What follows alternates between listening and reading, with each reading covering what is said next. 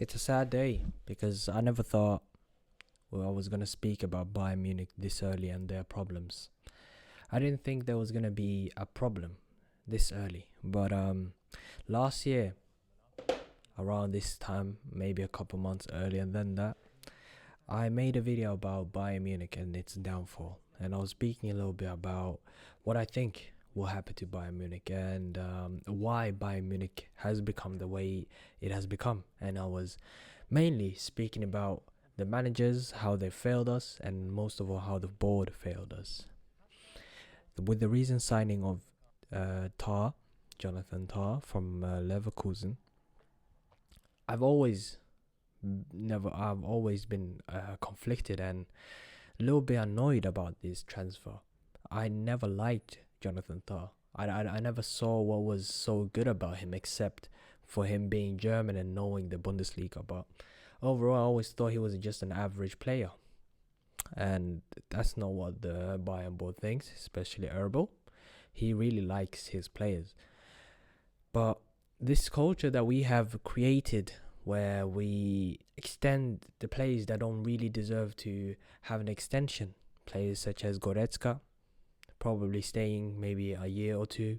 Gnabry staying another year or two. Sané, and maybe even increasing his salary. I mean, it is very painful that we are doing what we are doing. I remember the times where we were quite ruthless and we didn't really extend that money at times, except for players that really deserved it.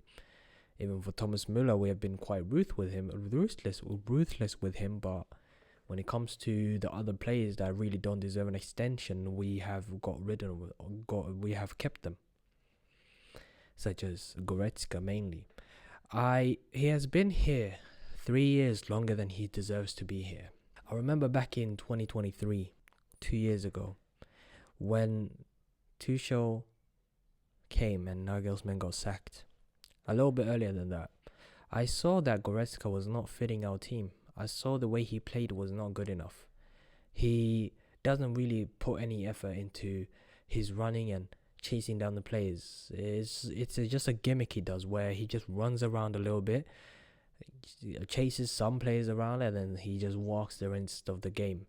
And there's one thing that I've always disliked about him, and that is his technical ability. He does not know how to pass a ball. He does not know how to control a ball.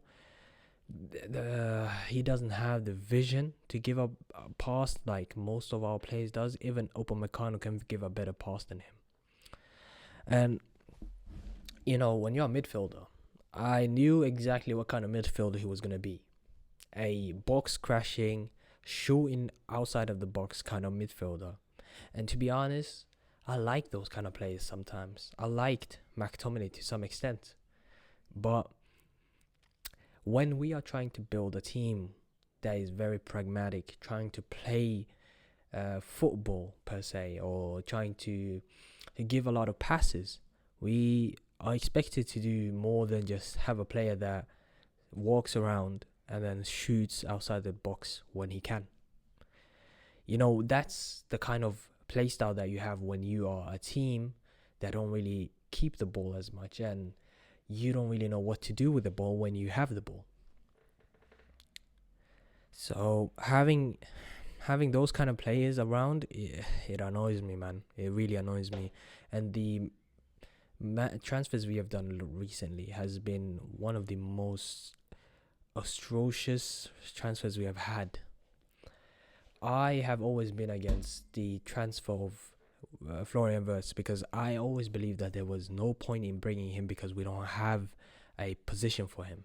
We would have to play Musiala on the wing, or maybe create some sort of a complex, put him on the number 8 behind Kimmich. And I don't even like Kimmich playing CDM like that. Or maybe he put him on the wing and have like this interchangeable play style between him, Olise, and Musiala. Like, it sounds good in theory, but even in the Euros, I never really liked it. I saw the way they played, and I didn't think that was the kind of play style that I wanted. And company actually came out yesterday and said exactly what I'm saying today. I think I made a video a couple of days ago, or maybe 2 weeks ago now, where I was speaking about how I really didn't want Florian Wirtz, to be honest, because I don't think he is necessarily the player we're looking for. Because honestly, we are looking for an out-and-out left winger. I've wanted Barcola since last season. It looks like he's not coming. I said maybe Nico, to some extent, Nico Williams, Athletic Bilbao. Doesn't look like that's going to happen. I said, you know what, worst case scenario, I don't even want him like that, but bring me Turkey. That's not happening either. We have been chasing around Florian Wirtz for no reason. And guess what? We've been chasing around Jonathan Tah for almost 2 years now. We finally got him. And there's no reason to have him, because he's not good enough to be the centre-back that we are looking for. This board has failed me way too many times now. We don't have a right back. Jonathan Tah is a kind of the player that I would have as a replacement kind of player, like a player that I would have such as Eric Dyer, who will be at the bench and just chill, and when we actually need him because of injuries, he will come. But now that he's here, I will have to back him because there's nothing else I can do. But having him and Upamecano playing together, I don't like the sound of it. But at the end of the day, this is my team. I love them. But my board has failed me way too many times. I talked about how in the past couple of years now we have made a lot of mistakes with transfers, from Renato Sanchez to Jonathan Tah now. We have had a lot of weird talks with different people that never decided to come here. I remember we had a talk with KDB a couple of years ago, but he went to Manchester City in a similar fashion because we didn't know where to play him. So we gave him a horrible pitch. And of course, he's not going to come to us because we don't have a place for him. Now, of course, Arne Slot and Liverpool said that he's going to be the main man in this team. You're going to lead this team and you're going to be the face of this team for the next couple of years. While we said, honestly, we don't really know. Bayern Munich's philosophy for the past few years when it comes to transfers is buy and they will figure it out. That's not something that I want to have. It doesn't give me any certainty or any comfort even when I hear, yeah, we're going to buy some player, but we buy him and then we figure out how to play him. That's a horrible, horrible, horrible, horrible way of steering a football club. It's a horrible way. You can't just be doing this. This is gonna be the end of us. If we keep doing what we are doing currently, we are gonna be once a good team that have turned into a shit team because we don't know how to manage the club. The way we're managing the club it's not looking good. Our finances, the way we have been spending for the last couple of years, not looking good. And it's not even the way we have been spending, it's the players that we have been spending money on. Most of the players that we have now, I don't mind them. Harry Kane, there's a lot of transfers that I've been against that haven't worked out. And I've been like, I knew this was going to happen because I can see why it would not work out. And my problem is, if I'm a football watcher. I'm not a professional. I don't study this. I just watch, analyze, and see it for how it is. And if I can see it with my own two eyes, why are you struggling to see it? If I know a player just by the way he plays, I know he will not fit in this system. Why are you bringing him? Why are we chasing, for instance, Florian Wirtz? We don't need him. And also, I would really, really love for Bayern to get rid of these players that are sitting on crazy wages that don't even deserve it. Why are we trying to extend Leroy Sané? What has he done for us to actually extend it? We have not been clinical enough.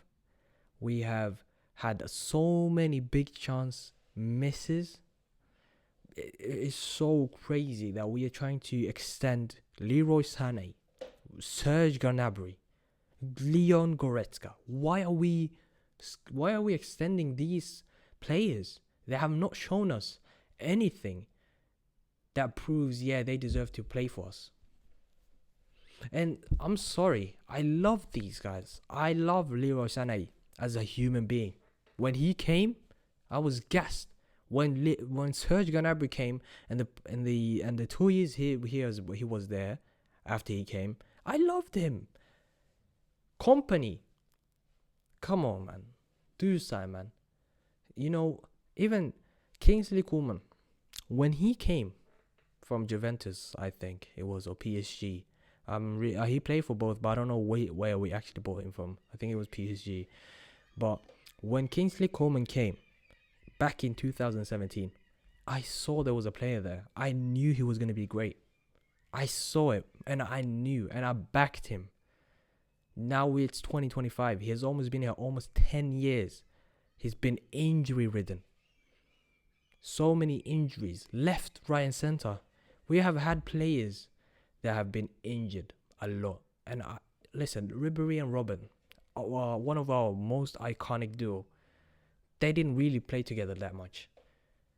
Like, if you actually look at the amount of games they have played together, it was not that much. And you know why? They were injury ridden, both of them. But guess what? When they actually came and when we needed them, they delivered. They gave us a Champions League. They gave us a sextuple. Or I think it was a quintuple. But the point is, I'm pretty sure they gave us a sextuple. And you know, and also a second place. A second place in Champions League. I mean, it's not nice the way we lost, but when we needed them the most, even though they were injury ridden and injury prone, they delivered. We have had most of our team has been injured, but when you have Kingsley Coman getting injured left, right, and center, it's not a good sign. We should sell him. If this board continues the way they are continuing, giving these silly contracts to the players that don't deserve it, we are going to be the next Dortmund. We are going to be the Dortmund that had been. Look, we are looking like we're going towards that path. Dortmund had almost the same issues here. I'm pretty sure most of their fans will say the same. They were the board was too attached to their players, and they let them play for so many years. Let them have these silly contracts for so many years, not moving them along. And look where they are now. Look where they are. It's so silly. I don't even know if it was supposed to be a little bit of like an analytical kind of video, but I got too angry at this club, man. This club has raised my blood pressure, and you know the worst part is I'm a Bayern fan, and I also support United to some extent. So I'm having a very horrible time now, mainly because Bayern are doing the most silliest transfers, and United are United. So yeah, but I hope you guys enjoyed the video. Please subscribe. That will help a ton. And comment down below if you guys actually think if you guys agree with me, or if you guys disagree with what I'm saying, because there's a lot of discourse I'm seeing about the Bayern team and people having so many different opinions. So just comment down below and tell me what you lot think, and I'll see you guys soon, I guess. Bye.